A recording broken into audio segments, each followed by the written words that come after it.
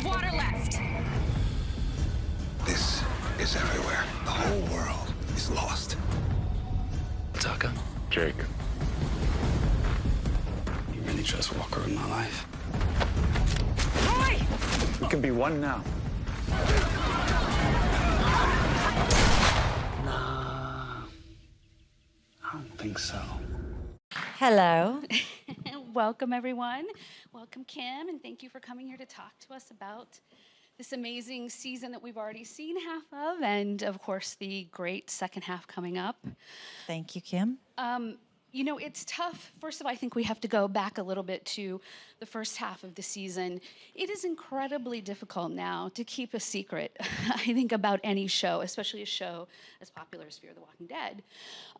But you did, in that we saw this huge, surprising, shocking death.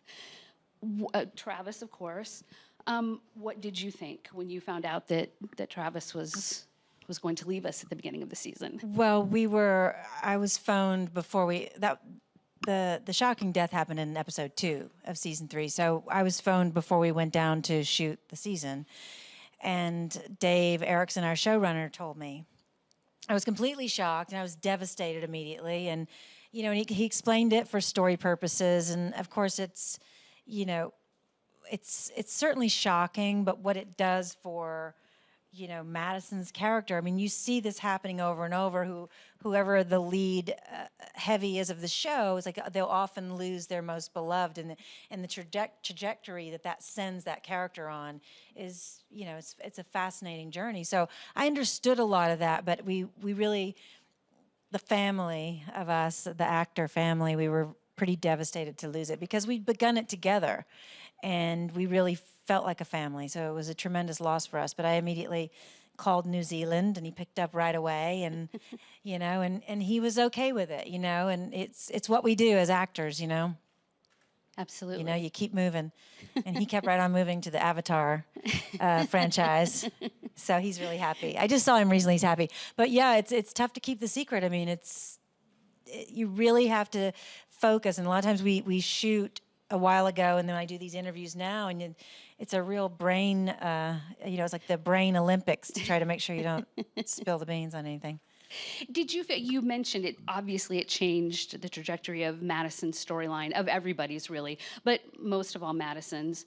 But for Travis himself, did you feel like it was sort of, I mean, he was a very kind of gentle guy. He was not as maybe just kind of his inner being was not someone who worked well with a lot of the situations that they're presented with in the apocalypse. Madison is. Even her children are, I think, more than Travis was. Did it feel like sort of a relief in a way that, you know, he had been forced to do some things that he wasn't comfortable with, that definitely went against who he was? Did it feel in any sense that it was a relief for that character to not have to be dealing with these things anymore? I mean, you know, maybe, I don't know. I mean, it's all in the writing. I mean, they could have written it, and he could have gone completely bananas, you know, and he could have gone completely apocalyptic and shaved his head. And I mean, those last few moments when he was hanging out of the helicopter and firing the rifle, it seemed like he was getting pretty game on then, you know. So he's such an amazing actor; he could do anything. But I don't know. It all came down to the writing and the evolution of the rest of the family. We also, finally, another big surprise, and so welcome, because you know that we were all waiting for the entire series run so far to find out more about Madison's background. Right, we got right. a major piece of that puzzle when she shared with her children that she had killed her abusive father when she was a child.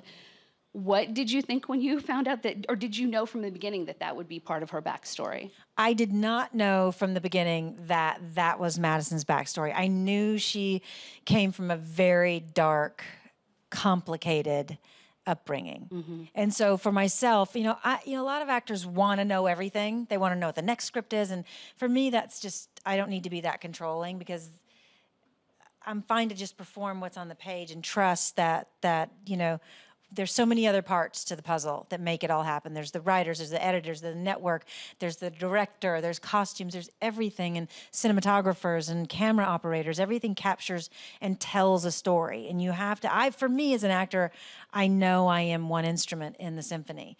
And I just felt like Dave Erickson told me as much as he wanted me to know. And then I put it together. But I did decide that she'd done that. Before you found out that she actually had? Yeah. Wow. So it wasn't a surprise to me. I felt sort of validated because I felt like I'd been informing Madison with that dark, violent secret.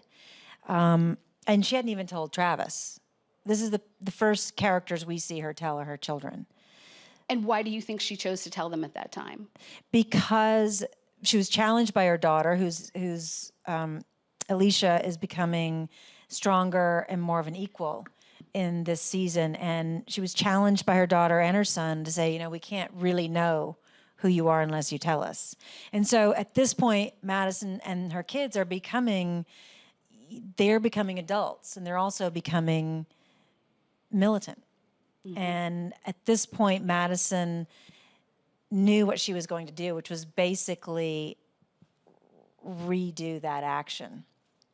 She was going to go to Otto and remove him, remove the problem, if you will. So it was putting her sort of in the same position as she was as a child, ruining the person that was dangerous for the family, for the whole, for the community. And so I think that she took that moment to confide and to confess to her children, and saying then, like, I'm going to go talk to an old man about, I don't know what the line was, but I thought it was such beautiful writing. And that was written by Jamie O'Brien, a wonderful female writer. But it was so beautiful. And I love that she told it in the third person as well. I thought that was fascinating. Yeah. What I also love about that sequence is then her son comes and saves her from having to repeat that moment of her life. And unfortunately, what befalls him is violence, and he becomes a killer, much to Madison's dismay. But I just thought it was an epic, like Shakespearean movement in the scripts. It really was. So she was completely surprised that Nick came in and kind of took that Oh, over. yeah. Yeah. Completely. Yeah. That's one of my favorite scenes, too. And that scene, we were running really, may I go on? Oh, please. Yeah, we were running really behind on shooting that night. We were supposed to finish around 2 a.m., but it became apparent that we were going to go till sunrise. And so all of us had been there far too long, and we were falling asleep in between setups and takes. And I was so upset about the scene. I said, we're going to have to reshoot it. We're going to have to go in for close-ups and redo it. We're just not getting it. We're too tired. It's too complicated. And we didn't have to do anything. And I feel like it's one of my favorite scenes for all three of us. And I think it's a moment where you trust your writer and director, and you trust the crew, and the actor's so tired you just get out of the way. You can't mess it up. It's such a powerful scene, and I think if we never heard of it again, if we never got any more specifics, I think it would be just as powerful. But of course, we do want to know more how that played out for her as a child. Is that something, can you say, that will be addressed again this season? Well, I said to Dave Erickson, I said, and I've said in interviews with him, like, it just made me more curious. Did her mother support it? Was her mother, was she sent to detention? What exact age was she? Mm-hmm. My guess was that she was about 12. Mm-hmm. So yeah, there's so much more to find out. And then what happened to her as a teenager, as a young woman, what other secrets are there? Did her husband know? Do we think her husband knew about this in her background? That's a good question. I know Travis didn't know. Mm-hmm. Okay. I don't know. To be determined, I guess, Yeah. to find out. So going into the second half of the season, which starts this Sunday night with a 2-hour premiere, so we get right back into it. It is as intense as it was where we left it, and again, we get 2 great hours of it. You've got the Otto family, the remaining Otto family, the brothers. It's a Brokejaw Ranch. Walker as leader of the nation, and then Madison's entire family, who certainly are capable and have always been capable of leadership positions themselves. Everybody's in the mix. Everybody kind of has their own agendas. Some of them are competing agendas. Some interesting alliances unfold. Without spoiling anything, which is kind of hard to do because there are a lot of specifics there, what can you say about where we are when we jump back in?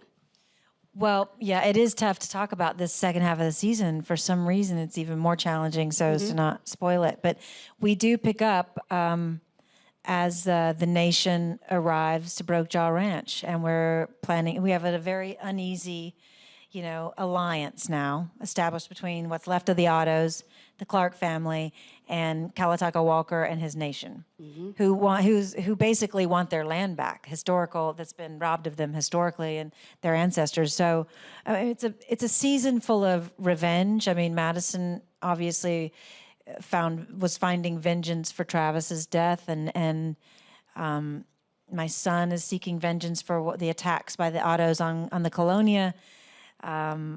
Kalataga Walker and his nation are looking to take their land back. So there's a lot of heavy themes in it, but that you'll see us unite and try to live together as peacefully as possible and survive together. That's how we start. We also see, I think, and again, I think, as we've said, just mentioned, the entire Clark family is kind of uniquely qualified in a lot of ways, just because of, they're all very strong people, and I think they're more qualified than certainly most other people at the ranch to be leaders, to see the big picture of things. But that's going to cause maybe some butting of heads even amongst them. What's most interesting to you about the second half of the season and those relationships between the Clark family? Yeah, there is an opening in the leadership slot, and I think Madison is rising to power. I think that's her instinct and her desire. She has to sort of walk the line with Jake, who's the son of Otto, the deceased Otto. So, and then there's Walker, who's going to want to be the boss as well. So there is a power struggle, just naturally happens. It doesn't become what the story's about, but that does exist. And I think what I'm most excited about in this season is that what happens is it's about building a future now. It's not just about surviving the apocalypse and the Walking Dead, but it is about Madison especially is trying to start over, and they've found this ranch, and she thinks they can build society again, and it's that hope. There's so much hope there, and you see enemies become alliances again. You see friends become foes this season, and what I just in doing the ADR, which is our sound looping that we do after we film, and just seeing the performances. I was talking to Coleman about this the other day. It's just, this season is really epic television, and I'm so proud of it. The storytelling, the performances, the visuals, the stunts we do this season. We do almost all of our things, all of our stunts that, as long as we're safe. But I've done things I couldn't imagine that I would do, and it's been very exciting and challenging. But I'm mostly proud of these performances I watch in editing. It's just the nuance of performance. There's, like I said, the friends are becoming enemies, enemies becoming friends, and yet there's so much pathos, there's so much pain in the performance. It's such a layered performance for each character. The humanity's still there, basically. The morals are being challenged. Characters are becoming unrecognizable to themselves. Have they gone too far, Madison in particular? But I just think that the performances that are still has so much humanity in them. What do you think there's a theme overall to this second half of the season? Well, there's a few. Like I said, revenge is a big theme. Hope, the hope of rebuilding and starting over. And those are powerful emotional themes that resonate. There's some, again, we can't spoil things, so it's a little difficult to talk about some of the things without getting into specifics, but there are some reunions, we will say, and people could guess that, I'm sure. And there are... Hopefully with my drinking buddy. Yes, hopefully. On the show and off. That's interesting. Okay. Well, we go to dinner. There are some new locations that we visit for the first time that are really fun and interesting. There are epic locations that are visually just fantastic. Yeah, absolutely. I think everybody feels this season, there was a lot of things that you had to build up to, but this season just, from back to at the beginning of season 3, just busted out of the gate. Yeah. Not just the shock of Travis's death, but just the ranch and the new foes and all these new relationships that they had to navigate. Did you all feel that as the cast, that this season was just kind of on another level? We definitely did. It felt like we were making a huge budget film, and we don't have that kind of budget. So, but that's the thing about the cast and crew, top to bottom, production office to writers to assistants to PAs. I mean, we aimed for the fence and we went for it with what we had, and we all feel very proud. And I'm just so proud to be on a show like that. That's not okay with just hitting ground balls. We just really go for it. It was hard. It's hard shooting in Mexico, and it's the terrain where our locations are pretty rough. Some are very dangerous. The cast and crew were evacuated at one point during torrential rains in an area that was could have been very dangerous. And wow. so, but I'm not saying poor us. I'm saying Right. we're having a good time. We're working hard. That's good, and it shows. It looks Yeah. amazing. Yeah. There is such great chemistry. And I mean, they gave we had helicopters in the first episode. We're like, zombies are hanging off of helicopters and people are shooting them down. I was like, this is different season, but it has been that way. It's just like the pedal has been to the metal the whole way. We've just been flooring it. It doesn't seem 100 like it miles lets an up. hour, emotionally, physically, everything. And I am the most proud of this season. That's fantastic. I have to ask you about because there are so many people who watch both Fear the Walking Dead and the original series. There's this kind of interesting fan theory. I think it's because people love Madison so much and because they respect her so much as a heroine and just the things that she's capable of. There is a theory among fans of both series that Madison, because she is from the South, because Rick Grimes is from the South, because Daryl Dixon is from the South, that they are related somehow. Have you heard that theory, and what do you think of it? Yeah, I've definitely heard that theory and other theories as well. But I think it could be. I mean, it seems feasible to me. Right. I thought she'd be related to Daryl Dixon. A cousin? Possibly, yeah. Okay. Yeah. Do you think that should ever result in a crossover? Why not? I mean, at Comic-Con this year, Robert Kirkman finally said that he kind of teased the idea of a crossover somehow. I mean, you could do that so many different ways. Mm-hmm. And the writing is so brilliant. I'm sure they'll come up with, if it happens, they would come up with a way that would just shock us all. So you're not against it then? You think it would be fun to do it? I'm not against it, no. Fantastic. I have to also ask you about the Deadwood movie because, again, you're such a favorite character. That's such a favorite show. Thank you. We've heard that there may be a movie. There is a script, apparently. Yep. I think HBO confirmed. What do you hear about this? I read the script. Wow. Yeah, it was amazing. It was funny.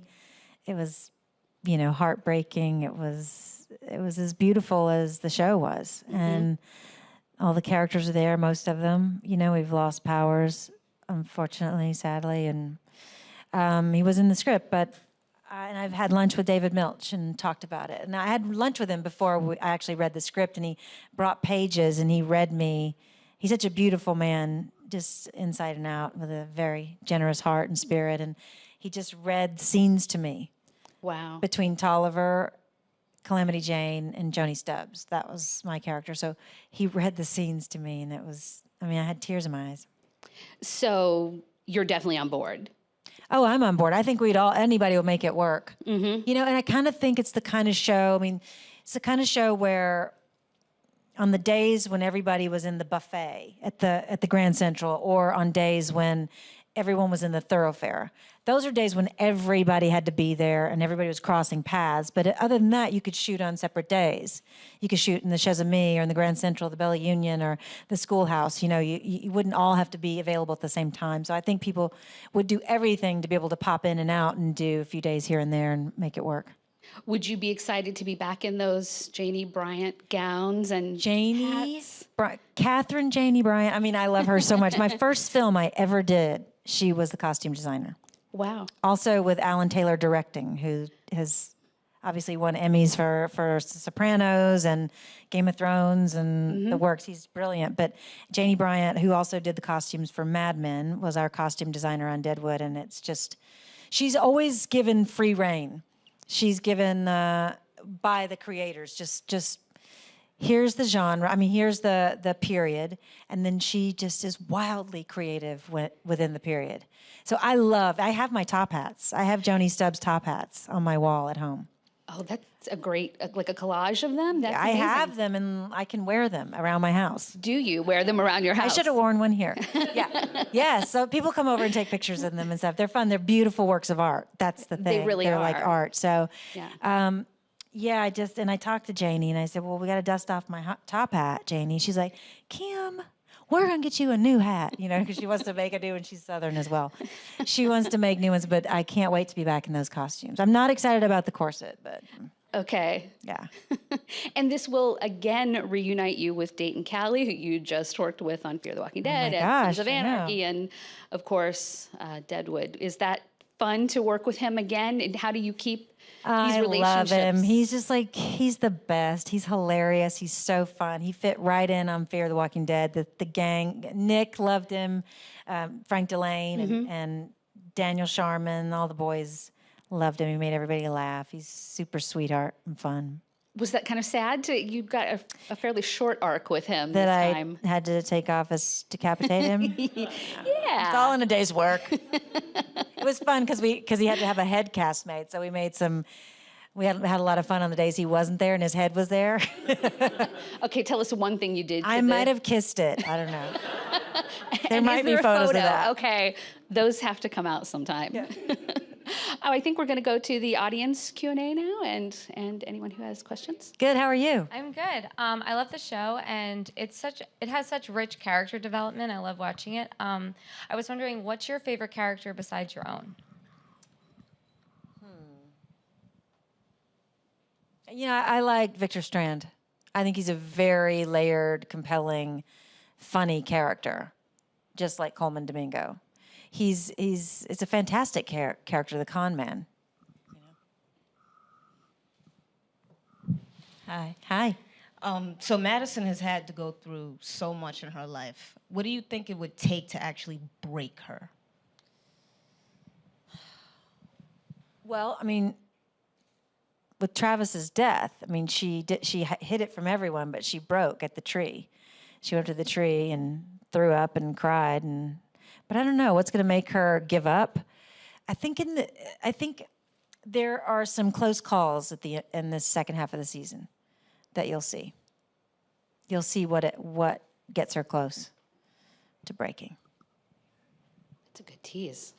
That was a good question too. It really was, because I kind of think of her as being unbreakable unless her children, something permanently happened to her children. I think that might be it, but we haven't seen her be breakable at all so far. No, she goes for broke. I think we have another question. Sorry. Hi, Kim. Hi. So the Walking Dead show and the comic had a big following before Fear the Walking Dead came out. Were you aware of the popularity of either, and did you feel any pressure going into the show initially? I was extremely highly aware of the popularity of the show, and at first when I was asked to audition for it, I thought, for the companion series for our show, I thought, I don't think I do genre like that. I don't think I do zombie genre, and I just didn't think I fit in to the genre. And then I watched their show, and of course I was not following it, but I watched some episodes, and then I read the script, and I was like, wow, it's amazing, and it's an amazing character, and it's an amazing story.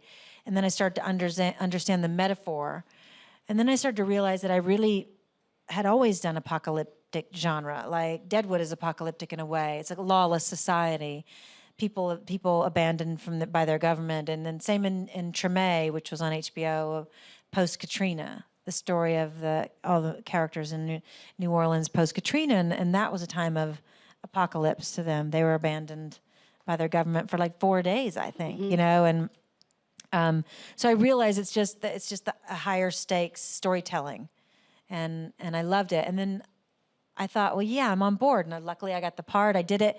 We shot through the first season, and I didn't feel any pressure because we were encouraged to just do our own thing and show up and do moment-to-moment work, which we did, and do our best. And then it started to air. It was about to air my first the first season was going to air, and then we started doing the press, and I started having shortness of breath. I felt so much pressure.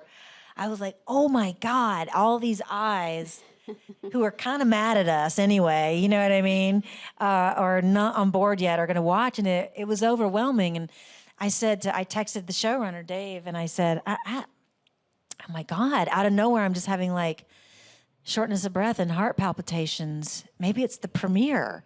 And he goes, I too am having heart palpitations and shortness of breath, but I think it's a heart attack. So he was like, we were both like, oh my God, we're gonna die. But before the premiere, it was that much pressure that we didn't realize we were gonna really feel. So, you know, I feel like we made it. You made it and continue to hit it out of the park. And I have seen the first 3 episodes of the second half of the season. It does not slow down. It is incredible. Some fun moments, again, which you don't really expect with Fear the Walking Dead. There are some fun, lighter moments.